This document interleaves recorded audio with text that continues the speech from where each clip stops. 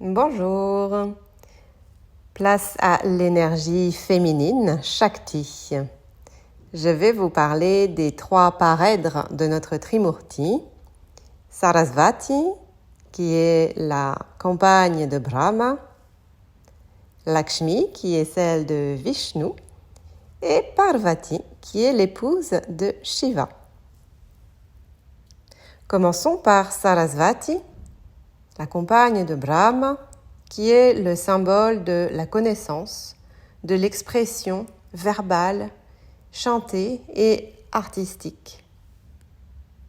Dans le sanskrit, les mots Sarita, la rivière, Sarovara, le lac, Sarpa, le serpent, ont tous la même racine qui se traduit par couler.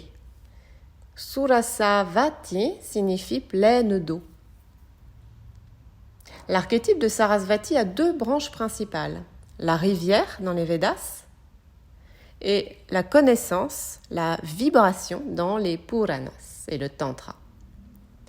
Ces 2 formes ont pourtant des fonctions communes, nourrir, purifier, rafraîchir, inspirer. Lors de la période pré-védique et la période des Védas, Sarasvati est associée avant tout au pouvoir purificateur et nourrissant de la rivière du nord-ouest du subcontinent indien sur le territoire du Pakistan actuel. La présence de cette puissante rivière était absolument fondamentale pour la vie des populations de l'époque. Non seulement pour leur agriculture, mais également pour l'hygiène, qui était si importante dans l'accomplissement des rituels sacrés. C'est probablement parce que la plupart des rituels védiques se faisaient sur les bords de la rivière sacrée Sarasvati que sa signification a changé avec le temps. Les mantras et le son étaient depuis toujours au cœur des rituels védiques. Et autour du 1er millénaire de notre ère, Sarasvati prendra plutôt l'aspect de la rivière de la parole ou de l'onde sonore qui coule. Et là, Sarasvati fusionne avec une autre déesse védique qui se nomme Vach, la parole, l'expression. Associée d'abord à la vibration et ensuite aux pratiques spirituelles, Sarasvati commence à gouverner les arts, devient le synonyme de l'inspiration créative et à la fois de tout apprentissage, les langues étrangères, les sciences, la danse, le théâtre, le chant. Mais dans tous les rôles, Sarasvati garde ses qualités principales que sont la pureté et la fluidité. Sa maternité reste symbolique. Elle est considérée comme étant la mère des Védas, ou bien la mère des Aksharas, les lettres de l'alphabet sanskrit. Associée à Brahma, l'architecte de l'existence matérielle, parfois comme son épouse, parfois comme sa fille, Sarasvati partage avec lui la fonction créatrice, notamment à travers les pratiques sonores, mantras, chants et les enseignements spirituels. Dans la période tantrique, du 2e au 14e siècle, la rivière de Sarasvati sera associée au canal énergétique central de Sushumna Nadi, bien connu dans le yoga, alors que les 2 autres canaux, Ida et Pingala, seront associés respectivement aux 2 autres rivières physiquement existantes en Inde, Ganga et Yamuna. Cette vision tantrique de Sarasvati explique en détail la puissance du son et du mantra yoga, ainsi que son potentiel dans le processus de l'éveil et de la conduite de la Kundalini.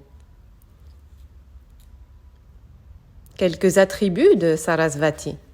Son instrument de musique, la vina, qui représente la colonne vertébrale, le canal énergétique Sushumna Nadi, un espace de résonance dans le corps pour la création du son. Le chapelet, le mala, qu'elle tient dans une de ses mains pour la pratique et la répétition des mantras. On la voit souvent avec des livres ou des planches de textes spirituels pour l'apprentissage. Elle est la plupart du temps vêtue de blanc, symbole de la pureté, de la transparence des pensées. Au-dessus de sa tête, nous pouvons souvent voir une couronne ou une tiare qui symbolise Sahasrara Chakra, le chakra couronne, l'énergie divine qui donne le rayonnement autour de la tête. Une fleur de lotus dans une de ses mains symbolise l'essence spirituelle, l'origine de la création entière qui reste pure et belle, même au milieu de la terre argileuse d'un étang. Son véhicule est le cygne. Le cygne est le discernement, l'aptitude à distinguer l'éphémère et l'essentiel. Le cygne peut également nager sans être mouillé. De même, la recherche spirituelle peut développer l'habitude de vivre dans le monde matériel sans développer de désir et d'attachement.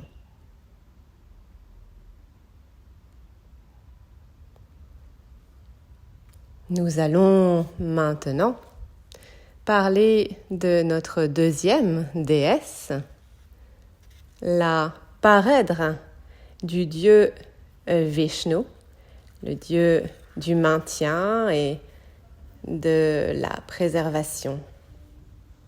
Lakshmi est le symbole de la richesse et de l'abondance, la fluidité des ressources, la reproduction, la conception des enfants. L'archétype de Lakshmi se forme progressivement dans les textes spirituels et les concepts de Sanatana Dharma. Le terme Lakshmi apparaît seulement une fois dans le Rig Veda, sans parler de déesse, mais simplement de qualité. Plus tard, dans les Puranas, Lakshmi naît véritablement, ou plutôt se manifeste, au milieu de l'océan cosmique, pour incarner le principe du féminin et de la beauté. L'histoire de Samudra Mantana, le barattage de l'océan, par les êtres divins et démoniaques en recherche de Amrita, le liquide d'immortalité, décrit entre autres la naissance de Lakshmi. Dans plusieurs systèmes spirituels, on considère que la vie matérielle vient de l'élément eau. Au niveau cosmique, une masse d'eau primordiale existe dans l'univers. Le processus de barattage décrit dans les mythes représente une sorte de distillation de cette eau primordiale pour en extraire l'essence vitale. Cette essence est représentée par Lakshmi. Cette même idée réside dans les histoires du barattage de la mer de lait pour en obtenir le beurre et faire le ghee. Ce beurre sera offert à Krishna par ses dévotes et amantes, les gopis. Tous ces archétypes féminins sont reliés à Lakshmi et à son aspect de nutrition, de fécondité. Lakshmi comme incarnation de l'essence de tous les éléments matériels dans le monde phénoménal.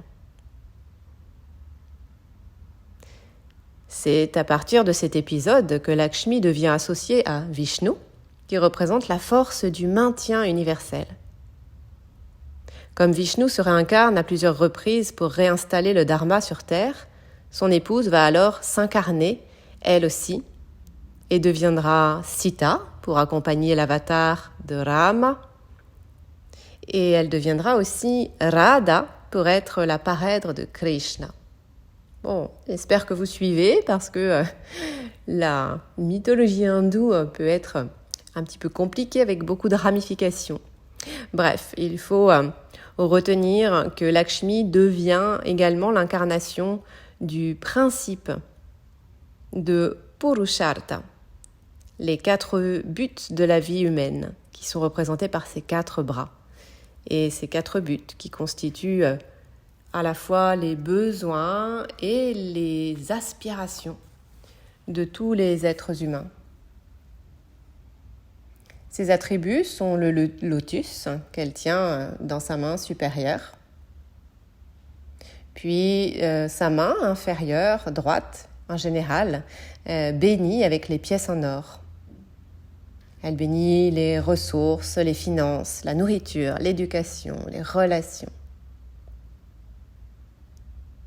Sa main inférieure gauche tient Kalasa, le pot avec des tiges vertes, synonyme des plaisirs, désirs, confort, bien-être. Et le lotus, tenu dans la main supérieure gauche, est symbole de Mukti, la libération. Ces éléments que je viens de vous citer représentent ces 4 buts fondamentaux de l'existence de l'être humain. Elle est souvent représentée dans un sari rose, symbole de santé, de beauté, d'harmonie avec la nature, la couleur rose faisant référence aux fleurs et au lever du soleil. De même, sa couronne ou sa tiare reflète l'ouverture de Sahasrara Chakra, l'énergie divine qui rayonne autour de la tête. On peut aussi apercevoir l'océan ou le milieu aquatique autour d'elle. C'est la substance primordiale de l'eau qui est très liée à Lakshmi. De nombreux mantras célèbrent Lakshmi. Om Shri Lakshmiye Namaha.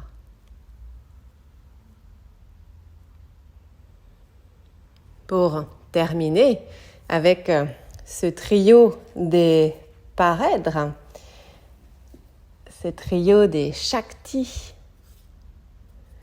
je vais maintenant vous parler de Parvati, qui est l'épouse de notre Dieu suprême, Shiva. À l'origine donc, Parvati est la première épouse de Shiva, Sati, revenue à la vie. Parvati emprunte de nombreuses formes, qui sont tantôt terribles, tantôt bienveillantes. Déesse de la procréation, elle a eu un fils avec Shiva, qui se nomme Skanda, dieu de la guerre, et un autre fils, Ganesha, qu'elle engendra elle-même. Vous pouvez d'ailleurs écouter l'histoire de la naissance de Ganesh dans la vidéo consacrée à Ganesh. Le culte de Parvati est toujours associé à celui de Shiva, sauf quand elle revêt d'autres aspects qu'elle se réincarne sous la forme de puissantes déesses comme Durga ou Kali. Un mythe raconte que lorsque le démon Taraka chassa les dieux du ciel, on sut que seul un fils de Shiva et Parvati parviendrait à le vaincre. Mais Skanda n'était pas encore conçu car Shiva ne prêtait que peu d'attention à Parvati. Il passait son temps à méditer dans les Himalayas.